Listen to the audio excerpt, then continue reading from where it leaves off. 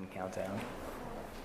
I call to order the April meeting of the Mayor and City Council, City of Taneytown, and ask Councilwoman Fuller to lead us in the pledge. I pledge allegiance to the flag of the United States of America and to the republic for which it stands, one nation, under God, indivisible, with liberty and justice for all.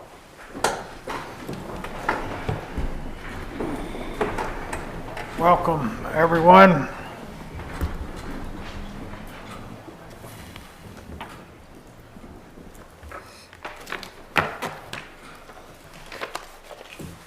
All council members are present and accounted for.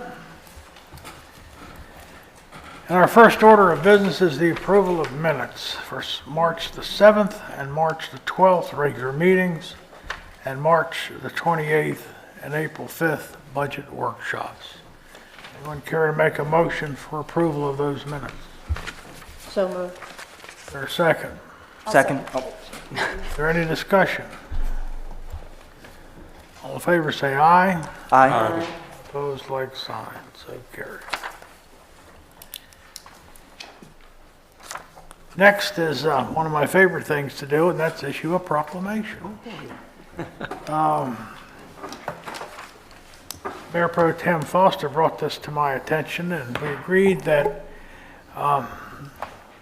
this lady who has been in public education all her life has reached a milestone and certainly deserves to be recognized. So I'd like to read a proclamation that goes like this. Mayor's proclamation of the Mayor of the City Council of Taneytown, Maryland, April the 27th, 2018. Whereas Susan Routson worked as a physical education teacher at Taneytown Elementary School before transferring to Runnymede in 1994, and whereas Susan Routson has taught the Carroll County Public School System for 40 years, and whereas she began a school-wide walk for Carroll County Food Sunday 20 years ago because she wanted to establish a school-wide service project that she knew some Taneytown family members benefited from the food of the Carroll County Food Sunday provided. And whereas she knew that the kids could connect to the project, in her words, everyone has felt hunger in some degree and everyone knows that we need to eat. And whereas Susan Ralston tireless efforts for the last 20 years has resulted in Runnymede Elementary School raising funds in the neighborhood of $160,000 for Carroll County Food Sunday, the single largest yearly donation the organization has received. Now, therefore be it resolved on this 9th day of April in 2018, the Mayor and City Council of the City of Taneytown, Maryland, do hereby declare Friday the 27th of April 2018 Susan Routson Day. And the Mayor Pro Tem and I will be at Runnymede on the 27th to make this presentation in person over the PA system. I used to have PA systems. I think I had video systems. But I'm looking forward to that. A lot of credit to that lady.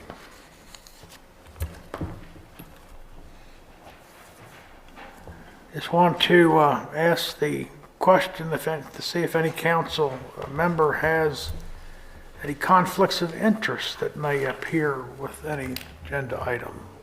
No, sir. Everybody's good. All right. Tonight we have introduction of several very important pieces of legislation, ordinances that pertain to our operating budget.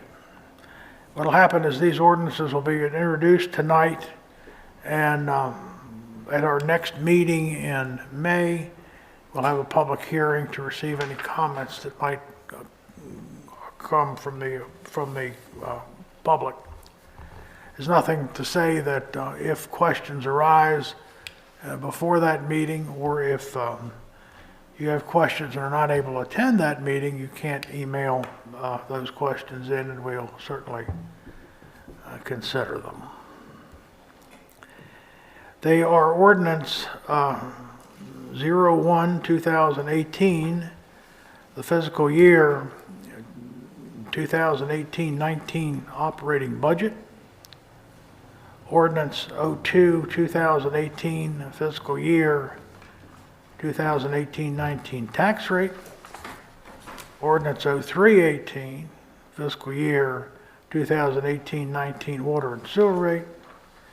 And ordinance 04-2018, fiscal year 2018-19 capital budget. So I would entertain a motion to introduce those budget-related ordinances. If anyone would care to address any one individually, we can introduce them that way, or if you want to introduce them as a whole, we can introduce them that way. So, do I hear a motion? I move that we introduce all four. Is there a second? Second. Is there any discussion? Mr. Mayor, I want to express that I'm discouraged that the tax rate is not going to be held at the constant yield rate, but it's going to go up about a penny. And I don't think we had enough time to go through at these hearings before the public some of the areas where we could eliminate some excessive spending and not have to raise taxes this year. So I think that we're not ready to introduce at the April meeting this until we do more work on going through these line items. I took the amounts of last year actual spending and doubled them, and they don't match the budget numbers for this year. And so I think that it creates the effect of slush funds because we have extra monies that are budgeted that are not discussed or allocated. So I'm not pleased with the budget the way it's come to us, and I don't think it's ready to introduce today. Thank you. Just to be clear to the audience, the tax rate will remain the same next year as it is right now. And what Councilman Frazier is referring to is that if we got the same amount of money last year from our taxes as we get next year from our taxes, the rate would be approximately a penny less, actually not quite a penny. And that would assume that costs haven't gone up at all in a year. But of course they have. And that's why we keep the tax rate the same in order to allow for inflation, for merit increases for our employees, for the cost of benefits for those employees, for the cost of services that we render the city in general. So that's just so that you're not confused by that language. The tax rate this year will be the same as it was last year. Mr. Mayor, there's also one other important thing I think that needs to be said, and that there are no slush funds. The reason why some of the numbers don't add up this year to last year is because we made amendments over the course of the last year. So the numbers that were on the budget when we passed it last year are not going to be same as amended numbers over the course of time. I'd like to address that if I could. We discussed, for example, the economic development budget at a previous meeting, and there was a lot of discussion, if you go back and watch the videos, about how blighted properties were in a fund, and we didn't want to touch this fund that has this amount of money in it. And those things should come before the council for a vote and not be included without any vote. They're policy decisions, and I'm uncomfortable with the amount of money that's set aside in that way without ever having a chance to vote on it. I don't get a chance to vote on that. And if we authorize that in this budget, it's going to be another year where the decisions are made outside of this council room on how that money is spent. Again, just to clarify, no funds are ever set aside or reserved without the council acting on it. Okay, anybody else have any questions or comments? Well, I'd like to address that real quick. I mean, if you want to try to cut things out of the budget in the attempt of lowering to the constant yield, you have to understand you're going to have to pull about $700,000 out of this budget because we're borrowing from the fund balance over $600,000. So this, very little additional income we get from taxes hardly benefits us in any way since we're still borrowing from our savings account essentially. So I don't see any way, considering how we've gone through this, the amount of time we've spent in meeting and outside of meeting, that we could possibly remove over $700,000 from this budget without crippling the city. Well, again, it's a small amount. It amounts to about $75,000, what it amounts to. Right. And as I say, we're drawing on reserves to the tune of about 600, so that gives you an idea of if there's really no slush So by funds. keeping the current tax Or rate, hidden it generates funds or any kind of thing. $700,000 worth of more revenue? No, it generates $75,000. However, we're borrowing over $600,000. We're borrowing over $600,000 from our savings to balance this budget. Well, I think there's a lot of places we could pare some costs in order to maintain the constant yield rate. Well, you know, Don, we've had 2 budget sessions to discuss that, but I don't recall you ever bringing those up. We talked a little bit about my concerns about some of the areas. I was not prepared to, for example, hire new workers or give when everybody got a 2% COLA, I'm not prepared to give pay raises across the board. Okay, any other discussion? All in favor, say aye. Aye. Opposed, like sign. Opposed in this form, to introduce it today, Carry. it's not ready.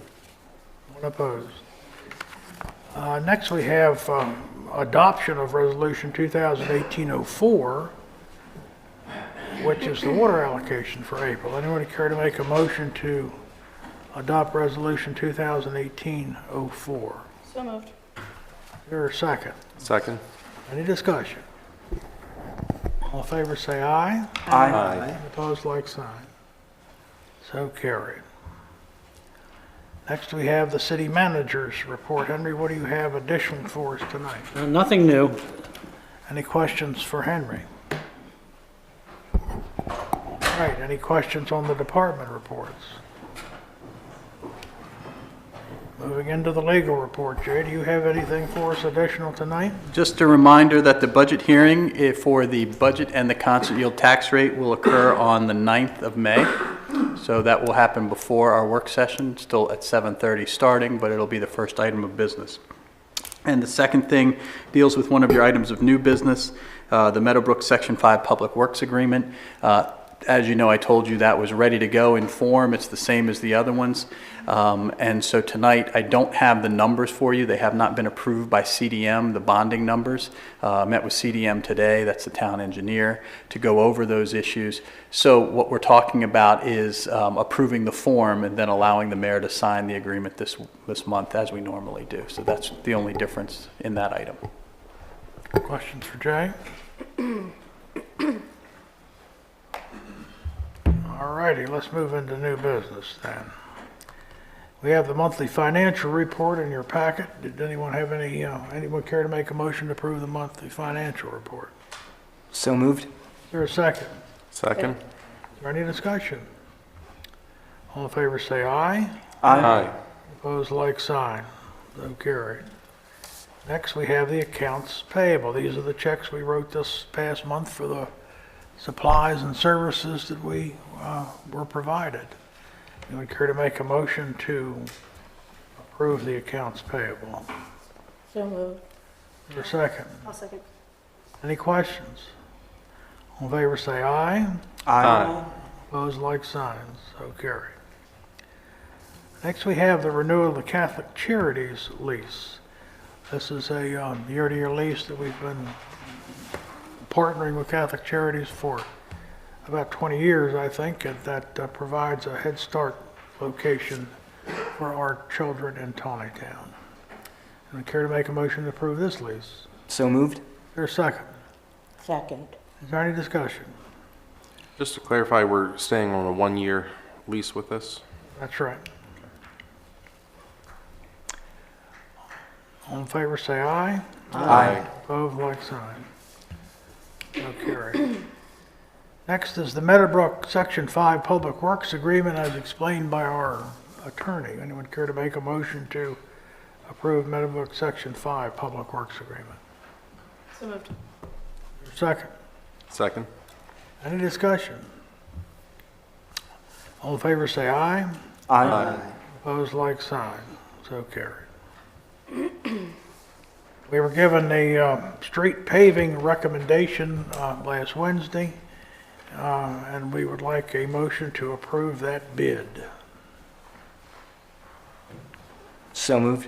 Is there a second? Second. Is there any discussion?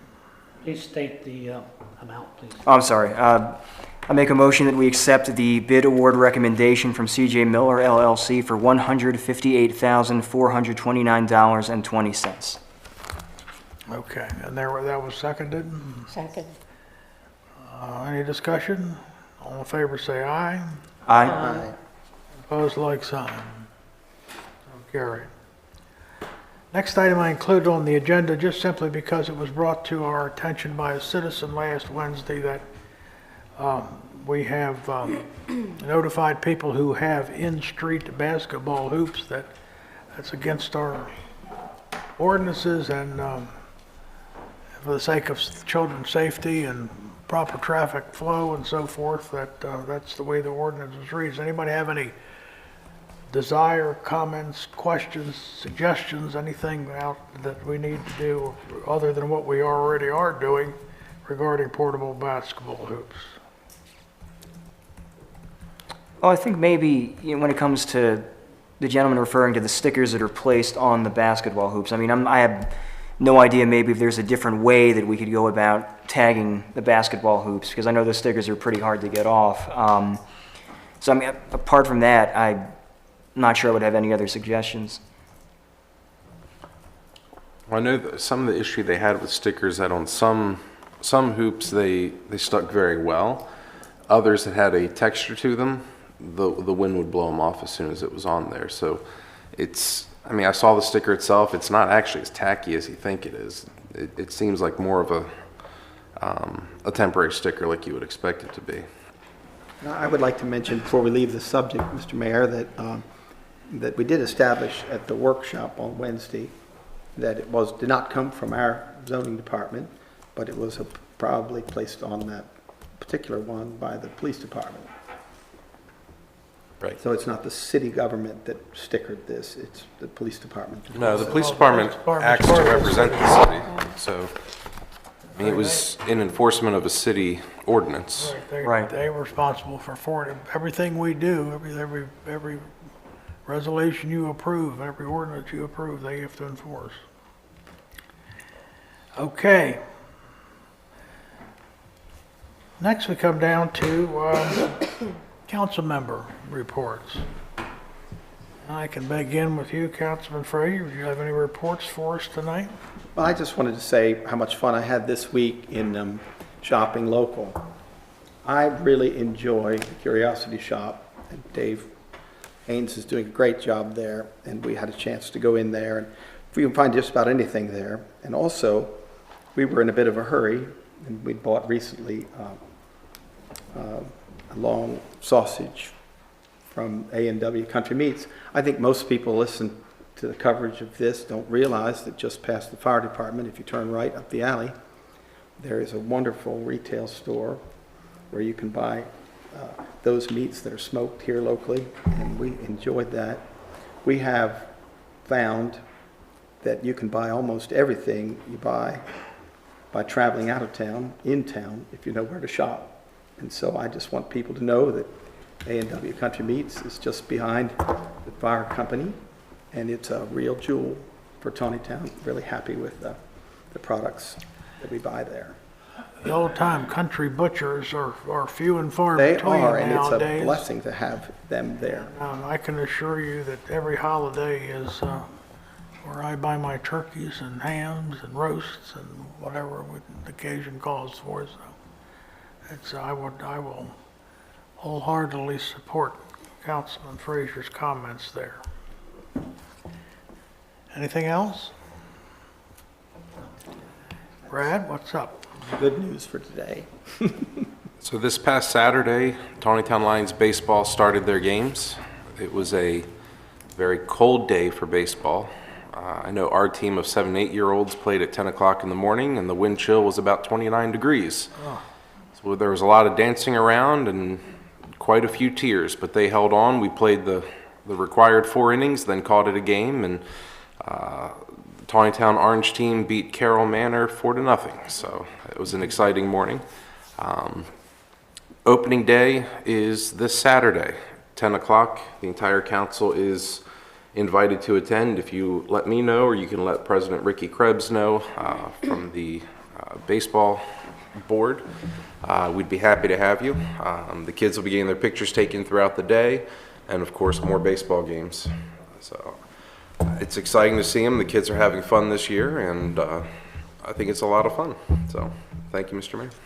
Councilman, will that be over at the park? That'll be at Memorial Park. It looks like it'll be a high of 77 on Saturday, as opposed to last year where it was raining and had to be held at Silver Oak Academy. But they're going to pull out the grills for the snack shack, and it's going to be a really neat day, a lot of fun. Great. Mayor Pro Tem. This coming Monday, the mayor and council are invited to the ribbon cutting ceremony for the new restaurant in town, Easy Does It, at 12 o'clock. So anyone who can make it, please come out to the ribbon cutting. That's it. Joe. Two very brief things tonight. I want to remind everybody that Relay for Life is coming up on June 2nd, and that on May the 4th, our police department, along with some of us, will be out at Dunkin' Donuts soliciting donations for Relay for Life, and some of us will be in Star Wars costumes. Of course, those of us who are also participating in Relay for Life will be in Star Wars costumes, and I want to encourage anybody, from City Hall, from the council, from our staff who have not yet signed up to participate, to sign up to participate. And then the only other thing is that the chief wanted to let everybody know that the police are gearing up for the spring, for the summer. There are a bunch of amazing events coming up, and they are ready and happy to be out in the community with all of us. And that's it for me tonight. Super. May the force be with you, Joe. Yeah, right. Judy. I know. The only thing I have is that Rachel and I have been working with Nancy McCormick on our free classes that we would like to offer the community throughout the spring and summer season, and we are going to have a finalized list, hopefully coming up soon, and it'll come out in the paper, just to offer some courses on simple home fixes, car fixes, budgeting, all kinds of fun things. So That that's sounds very interesting. up and coming. Awesome. Well, today is sine die, which means that the General Assembly will adjourn tonight unless there's something unforeseen happens. But anyway, I thought maybe it'd be a good opportunity to just kind of update you on the legislative season.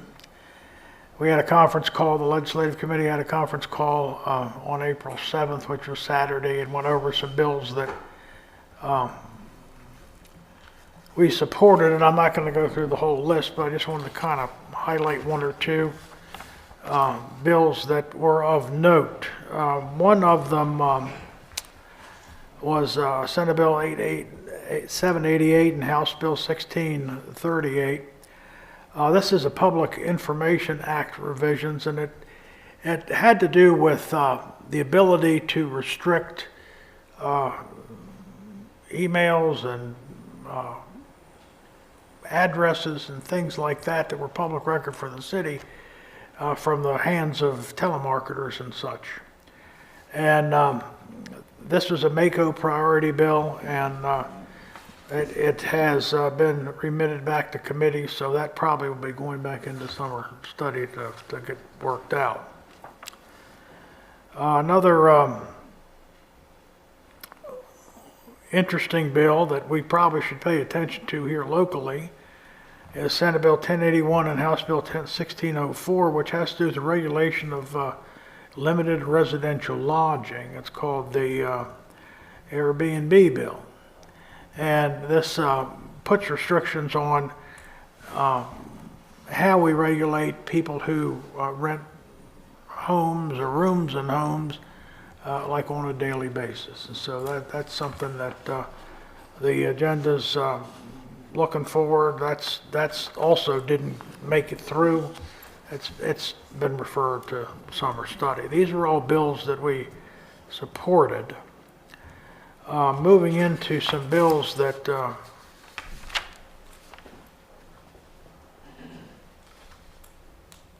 gave us some heartburn were the wireless facilities permitting and siting bill, which is Senate Bill 1188 that we've talked about a number of times, House Bill 1767, small cell towers, and that has been withdrawn. They decided that they were not prepared to deal with that, and Senator Middleton, who was the one that introduced this bill and a very powerful member of the Senate, decided that he needed to re-examine what we had there.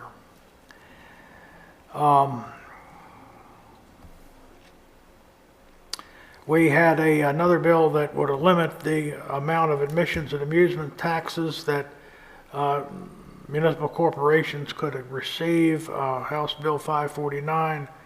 That was defeated, so that's good news.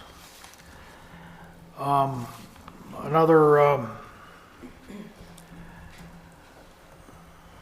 bill that was pretty onerous is that it was a state employee and retiree health and welfare benefits program expansion of participating units, and what this basically had to do is expanded the retirement benefits for a number of people that it would have been very costly for our municipalities to do at this kind of stage, and that was defeated. Local pension systems, special disability requirement allowance was also amended so that MACO and MML could live with this, and but it died in committee, but it'll be back. So that's another one we have to be careful about next year. House Bill 1381 was a bill that was pretty onerous regarding reporting requirements for environmental violations. It had much more paperwork than now is involved with this. This bill was killed. Land use developments, rights and responsibilities agreements. This is House Bill 1390. I know Gaithersburg and Rockville were the leaders on that charge, trying to defeat this bill. It's the DARA bill that we have. We essentially have a developer's rights and responsibilities in place here, but this was a kind of our DARA bill on steroids, I guess. So that was opposed and defeated.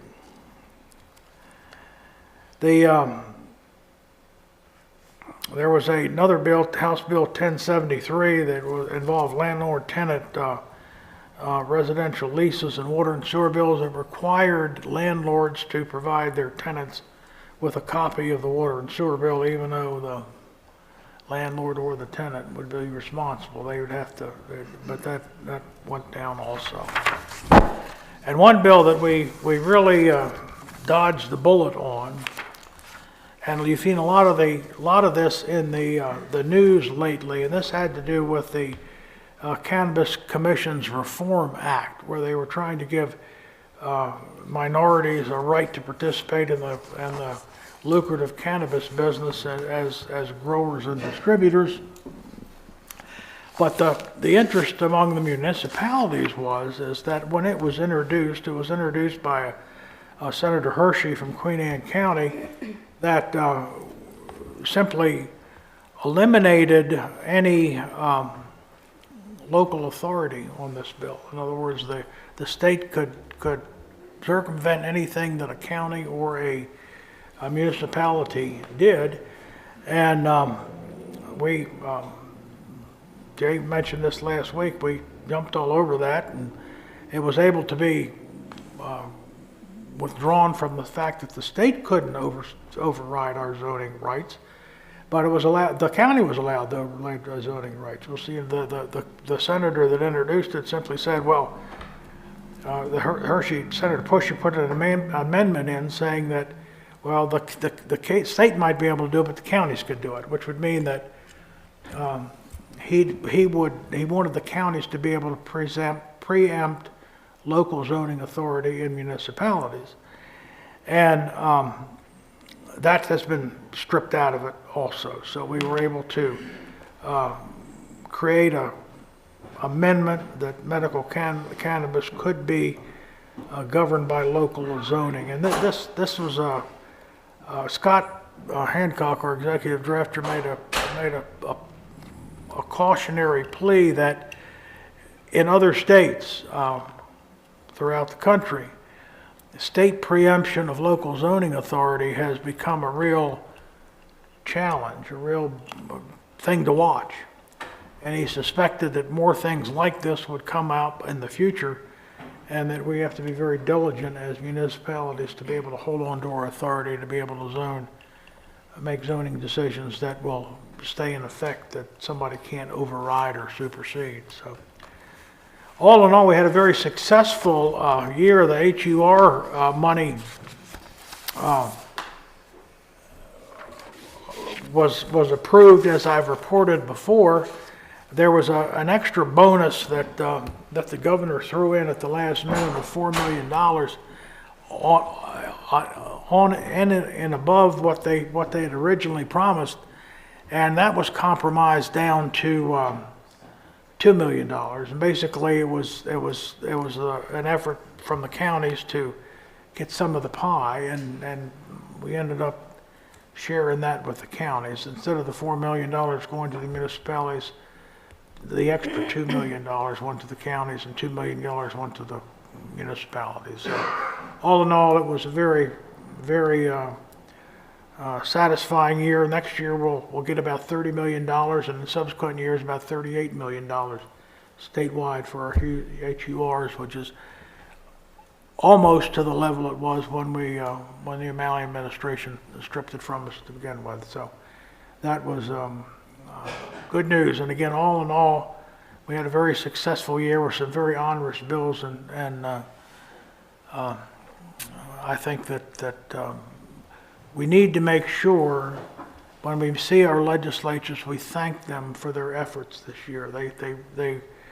We can't thank them enough for the efforts they went to preserve our rights and responsibilities to our citizens. So that's the report on the legislative committee. In a few hours, somebody will bring the bill and it'll be all over. Till next year. Anyone else have any questions? I have a motion to adjourn. So moved. Second, all in favor say aye. Aye.